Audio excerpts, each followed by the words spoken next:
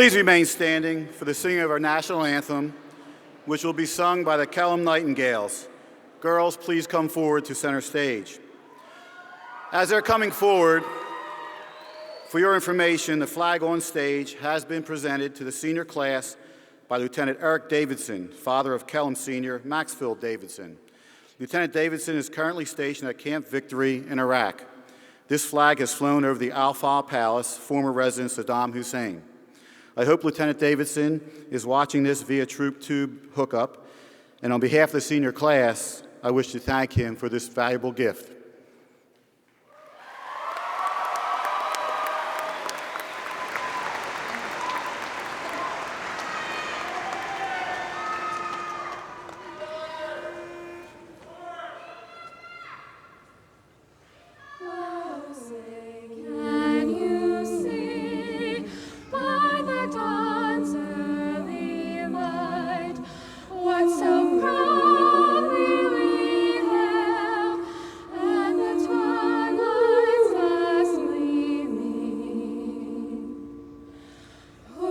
Stripes and bright stars through the perilous fight, o'er the ramparts we watched were so gallantly streaming, and the rockets' red glare, the bombs bursting in air, gave proof through the night that our flag was still there. Oh, say, does that star-spangled banner yet wave o'er the land of the free and the home of the brave?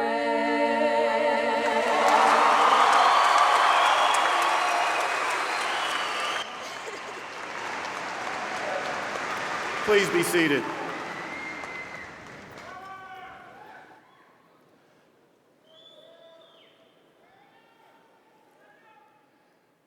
Please help me in thanking Mr. Jeff Chrisman, Lieutenant Colonel USMC, retired and currently a social studies teacher at Kellam, for leading us on stage with his bagpipes, as well as to our Nightingales for their great rendition of the national anthem. Well done and thank you.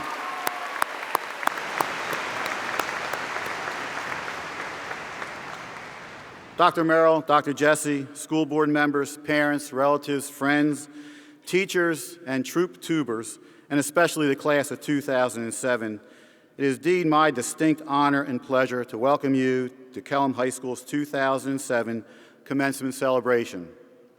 Indeed, this is a celebration that marks your individual success as well as the success of your parents, teachers, and fellow graduates. I am very proud to stand here as your principal. I'm in awe of the greatness of this class. The class of 2007 has been awarded scholarship money in excess of $1.7 million. During your time at Kellam High School, you have witnessed state championships in girls soccer, gymnastics, and most recently softball. 41% of this class are honor graduates. You have indeed left your mark on Kellam High School. Take pride in the fact that after today, you will be forever linked to all past, present, and future Knights. Remember to always conduct yourselves with dignity, honor, and respect in all that you do. I sincerely hope you achieve all your goals and find much success and happiness. Please know that you will always have a safe haven at Kellam High School. The famous former basketball coach at UCLA once said that when you're through learning, you're through. So remember our school motto, feed freedom with knowledge. It has been a real privilege to serve as your principal, and good luck. Thank you. It is now my pleasure to introduce those individuals who are sharing the stage this afternoon. Beginning on my left to your right is my great administrative team, Dr. Nancy Farrell, Dr. Carolyn Keene, Mr. Mike Porter, and Mr. Paul Metters. Following across stage, and you can please hold your applause to the end, thank you, is your senior class president, Ms. Chelsea Webb, our salutatorian, Ms. Lisa Venanzi, our valedictorian, Ms. Elizabeth Curlin, our superintendent, Dr. James Merrill, our assistant superintendent for high schools, Dr. Hazel Jesse, and school board members, Ms. Rita Sweet-Bolito, Mr. Todd Davidson, Mr. Ed Fissinger, Mr. Dan Lowe, and Ms. Patricia Edmondson. Thank you for sharing this stage today.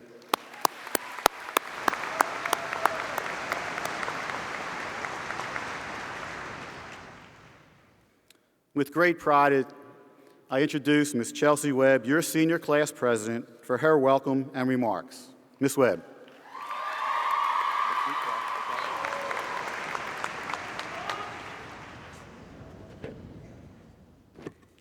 Can you hear me? Thank you, Dr. Merrill, school board members, Mr. Beal, Miss Blackman, Mom, and my best friend Julia for writing this speech on such short notice.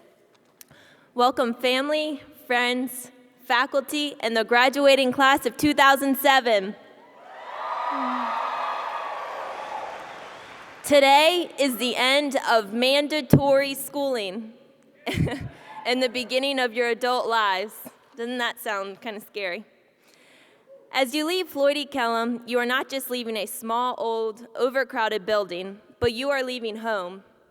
A home filled with remarkably intelligent students, exceptionally talented athletes and sports teams. Congratulations to our ladies softball team on their recent state championship victory.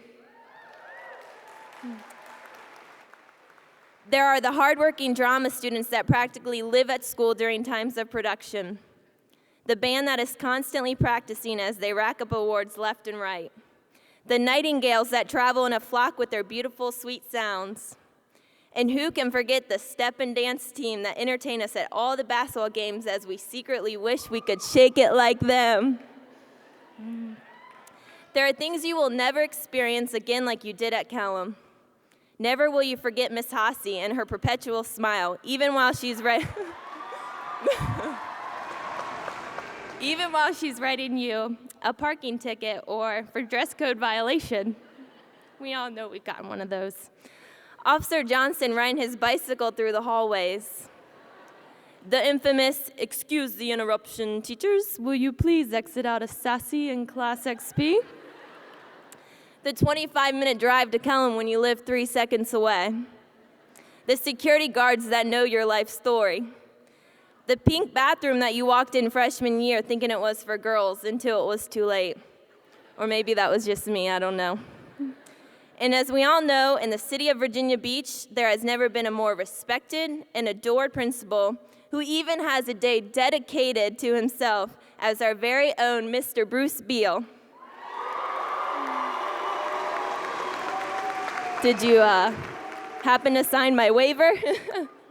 You did? Sign my waiver. I hope. 'Cause I'm here. We may not be the Academy of Math and Science or Technology or Law, but we are the Academy of Heart. We have a heartbeat like no other.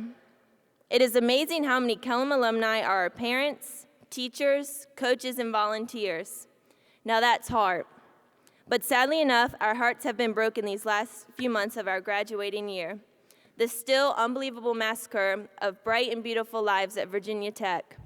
Virginia Tech is to us another extension of Kellam, with so many students attending Tech, getting ready to attend, and those who have graduated from there.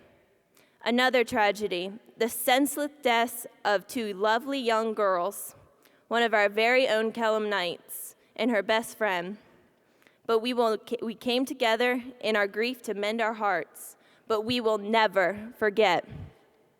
And we can't forget that some of you graduating today are without your parents or family members who are faithfully serving their country in Iraq.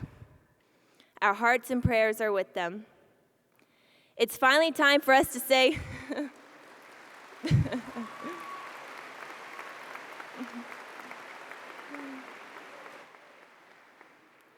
it's finally time for us to say goodbye to Kellam High School. As you jump into adulthood or crawl while kicking and screaming, I hope you never forget where you came from. Never forget those who were there for you. Family, friends, teachers, and strangers who supported and believed in you making it this far. I hope you absolutely love your life rather than just live it. As Rascal Flatts would say, I hope your dreams stay big and your worries stay small. You never need to carry more than you can hold. And if you're faced with a choice and you have to choose, I hope you choose the one that means the most to you. And remember, once a night, always a night. Congratulations, class of 2007. You made it.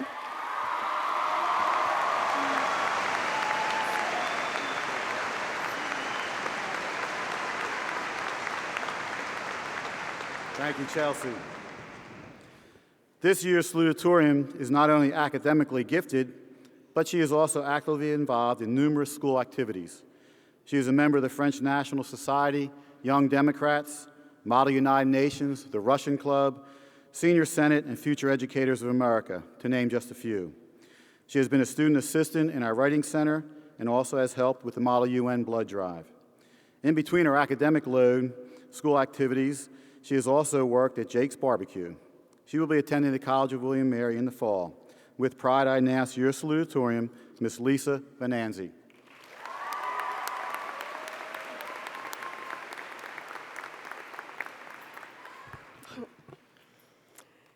I remember the first couple of days of freshman year. I'd be walking down the hall and see my brother, who was then a senior. So I'd say, hey, hoping I'd fit in, look cool talking to someone older than me. Well, that was shot down. I didn't get a response. And fresh out of middle school, I cared about appearances, and I cared about others approving of me. Each high school experience differs from person to person. It's what they make of it. Mine is completely different from Allie Caldwell's and from Kelly Higgins. But the most important thing every one of you in here eventually learned during high school is to be who you truly are, and that innate lesson will never be forgotten and should not be compromised for anyone. One thing I love about the school is that the cliques and stereotypes aren't as pronounced and prominent as in others. A cheerleaders in band, football players succeed in several AP classes, a vegetarian wrestles, a fresh, skinny dancer could win an eating competition, and girls are more often state champs than boys.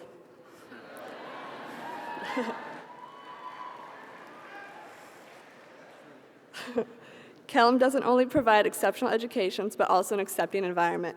It's because of the unconditional acceptance and the comfortable atmosphere that we are able to define ourselves according to intuition and not based on trends or the popular group. We are given a chance to experiment and associate with a variety of people, and consequently found the niche in which we belong. That awkward outcast feeling that dominated you in middle school has been replaced by an honest happiness. A happiness from being able to let down your guard around those that mean the most to you, from being able to carry on a conversation without worrying about awkward silences, from not having to act fake 24/7. And even though no teacher specifically taught individualism and tolerance, each helped us find who we truly are and accept others for who they truly are. And there are aspects of Kellam that no one will ever forget, such as the crowded hallways. A typical 5 minutes between class involved being pushed down a hall you didn't need to go, fighting against the current, which in this case was all directions, and being surrounded by clammy arms and unfortunately sometimes the most disgusting smells ever. And sometimes in between classes you hear bagpipes off in the distance or historical music blaring from Mr. Rowan's room. And occasionally you would see Kelly Kemick or Juliana Battenfield walking down the hall in Superman and Batman costumes. And you would think nothing was wrong with that picture. The most unforgettable aspect of Kellam, though, is that infamous tree in the middle of the courtyard. We all know what it is. It was the center of Kellam's universe. It became the spot where people united, senior pranks took place, where Shakespeare had his funeral almost 400 years late, and where class pictures were taken. The individual memories made at Kellam throughout these past 4 years have also helped distinguish who we are becoming. And during our time here, some of us found religion, some didn't and found the band Jawbreaker instead. Some found their sexual orientation, and some found their soulmate. But whatever we found and experienced in high school, we all found ourselves. And for those of you who said that you'll cry at graduation because this is the end of seeing everyone, it's not really. We have reunions. So congratulations and see you in 10 years.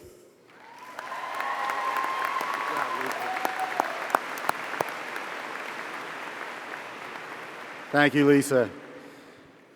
Your valedictorian is also a well-rounded individual. Her academics speak for themselves. She is a true scholar who combines her thirst for knowledge with the ability to inspire others with her leadership abilities and character. Her academic and club activities include membership in the National Honor Society and the National French Society. as well as the Gifted Program. She's a member of Young Republicans, the French Club, and the Leadership Forum. Her honors include being named a Brickell Scholar. She was selected for Girls State. She was also recognized as an AP Scholar. She's also instrumental in leading Kellam High School to victory in the citywide AP Psychology Quiz Bowl. In addition, she was a valued member of our track and cross-country teams. In the fall, she will be attending the University of Virginia. It is my honor to present our valedictorian, Miss Elizabeth Kurland.